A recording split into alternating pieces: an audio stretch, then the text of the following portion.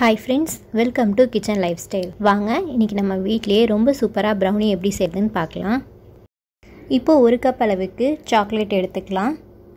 இத double boiler மெத்தட்ல அடியில கொஞ்சம் சுடு தண்ணி வச்சிட்டு அதுக்கு மேல இந்த சாக்லேட்டை சேர்த்துக்கிட்டு நல்லா இத மாதிரி கலந்து விட்டுக்கிட்டே இருந்தோம் அப்படினா சாக்லேட் நல்லா மெல்ட் ஆக ஆரம்பிச்சிரும்.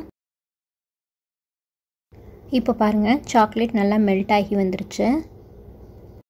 இந்த ஸ்டேஜ்ல 1/2 கப் அளவுக்கு அன்சால்ட்டட் பட்டரை கொஞ்சம் லைட்டா மெல்ட் பண்ணிட்டு இது கூட சேர்த்துக்கிட்டு நல்லா மிக்ஸ் பண்ணிக்கலாம். இப்போ ஒரு மிக்சிங் பவுல்ல 1 கப் அளவுக்கு சுகர் சேர்த்துக்கலாம். இது கூடவே நம்ம சாக்லேட்டையும் பட்டரையும் மிக்ஸ் பண்ணியிருந்தோம்ல அந்த கலவையும் உள்ள சேர்த்துக்கிட்டு நல்லா ஒரு வாட்டி கலந்துக்கலாம். இது கூடவே 2 முட்டை சேர்த்துக்க போறோம். ஒரு முட்டையா சேர்த்துக்கிட்டு நல்லா பீட் பண்ணிட்டு அதுக்கு அப்புறமா இன்னொரு முட்டையும் சேர்த்துக்கிட்டு நல்லா பீட் பண்ணிக்கலாம். முட்டையை நல்லா பீட் பண்ணிட்டு கூட இது கூட சேர்த்துக்கலாம். இல்லை இதில் சேர்த்துக்கிட்டு நல்லா பீட் பண்ணுங்க. எப்படினாலும் முட்டை வந்து நல்லா பீட் பண்ணாதான் எக் ஸ்மெல் இல்லாமல் நல்லா கிடைக்கும். நான் விஸ்க் யூஸ் பண்ணியே இந்த மாதிரி நல்லா மிக்ஸ் பண்ணிக்கிட்டேன். உங்ககிட்ட எலக்ட்ரிக் பீட்டர் இருந்துச்சுன்னா நீங்கள் அதை கூட யூஸ் பண்ணி இந்த மாதிரி நல்லா மிக்ஸ் பண்ணிக்கலாம். இப்போ பாருங்கள் நல்லா மிக்ஸ் பண்ணிட்டோம். இதில் ஒரு 2 பிஞ்ச் அளவுக்கு சால்ட்டு சேர்த்துக்கலாம். கூடவே 1 டீஸ்பூன் அளவுக்கு வெனிலா எசன்ஸ் சேர்த்துக்கிட்டு நல்லா மிக்ஸ் பண்ணி விட்டுக்கலாம்.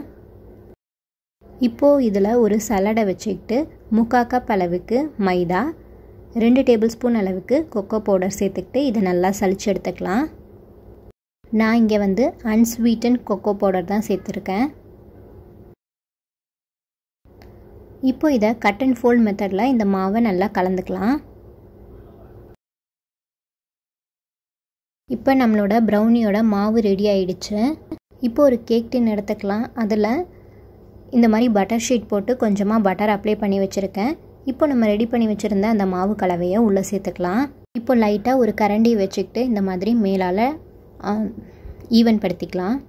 350 டிகிரி ஃபேன் ஹீட்டுக்கு அவனை ப்ரீ ஹீட் பண்ணதுக்கப்புறமா இதை உள்ளார ஒரு 30 மினிட்ஸ் வச்சு பேக் பண்ணி எடுத்துகிட்டு வந்துட்டேன். உங்ககிட்ட ஓவன் இல்லைனா கூட பரவாயில்ல, குக்கர் அப்படி இல்லைனா ஒரு பெரிய பாத்திரம் அதை ஒரு 10 நிமிஷத்துக்கு மீடியம் ஃப்ளேமில் ப்ரீ ஹீட் பண்ணதுக்கப்புறமா இதை வச்சுக்கிட்டு ஒரு 20லேருந்து 30 நிமிஷம் டைம் வச்சுக்கிட்டு நீங்கள் வந்து பேக் பண்ணி கூட எடுத்துக்கலாம். நம்ம ஒரு வாட்டி கட் பண்ணும்போதும் சுடு தண்ணியில் இந்த கத்தியை நல்லா நனைச்சிக்கிட்டு அதுக்கப்புறம் தொடச்சிட்டு இந்த மாதிரி கட் பண்ணிக்கோங்க. நம்மளோட ப்ரௌனி ரொம்பவே சூப்பராக ரெடி ஆகிடுச்சு. இந்த மாதிரி ஃப்ளேக்கியாக இருக்கணும். இந்த ரெசிபி உங்களுக்கு பிடிச்சிருந்துச்சுன்னா கண்டிப்பாக லைக் பண்ணுங்கள், ஷேர் பண்ணுங்கள், நம்ம சேனலை சப்ஸ்கிரைப் பண்ணிக்கோங்க. கூடவே இருக்க பெல் பட்டனையும் அழுத்திக்கோங்க. தேங்க்ஸ் ஃபார் வாட்சிங்.